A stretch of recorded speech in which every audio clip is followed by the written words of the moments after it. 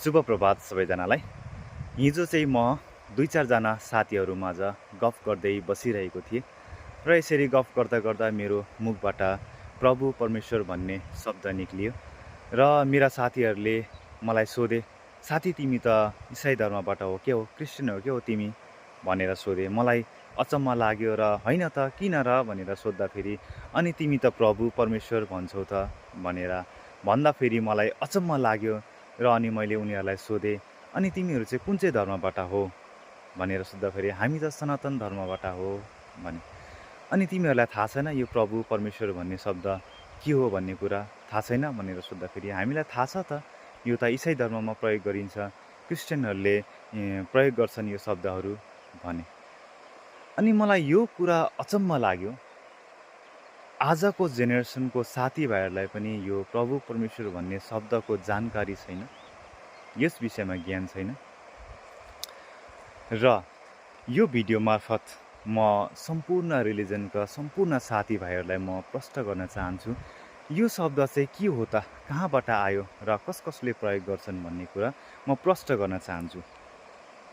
सर्वप्रथम त यो शब्द संस्कृत शब्द हो र यो शब्दहरू प्राचीन काल भन्नाले 100 वर्ष 200 वर्ष होइन, हजारौँ वर्ष अगाडि जति बेला चाहिँ कुनै धर्मको सृष्टि भएको थिएन संसारमा, त्यति बेला चाहिँ यो शब्दहरू सनातन अर्थात् हिन्दू धर्मको परम्परामा प्रयोग गरेको, जस्तै वेद, उपनिषद, पुराण, भगवत गीता, रामायण इत्यादिमा प्रयोग गरिएको।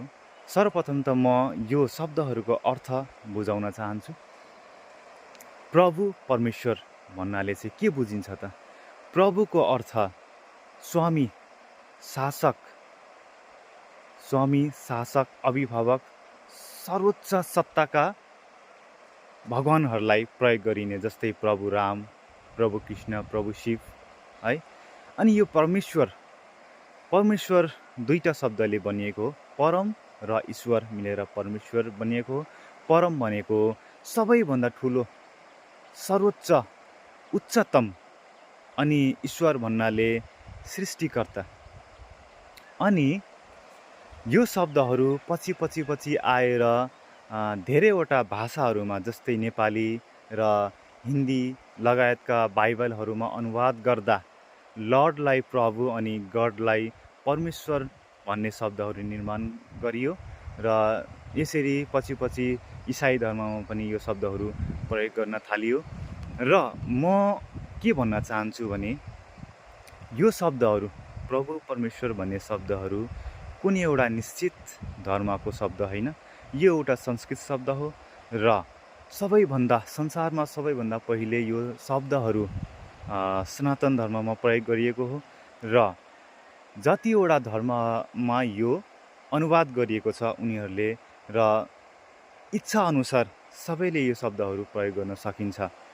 अनि सायद यो कुराहरूले प्रश्न भयो होला तपाईँहरूलाई, कसले प्रयोग गर्न सकिन्छ, कुन चाहिँ धर्ममा हो या कहाँबाट आयो भन्ने कुरा प्रश्न भयो होला तपाईँहरूलाई।